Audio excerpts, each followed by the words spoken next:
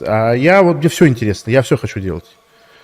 И бизнес, и хуизнес, и трали, и вали, и далее, и взяли. А зацикливал все на себя.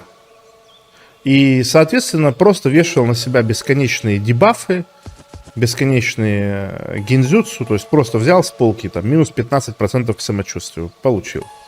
Ну, вот, условно говоря, допустим, у меня там висит вопрос, там, строительный объект отца не продан. И это уже 3 года в моей голове сидит. И мучает меня.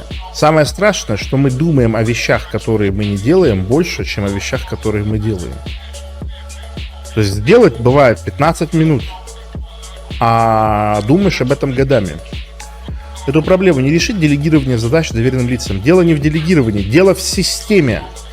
Необходимо выработать систему, в рамках которой не возникает зависших, незакрытых задач.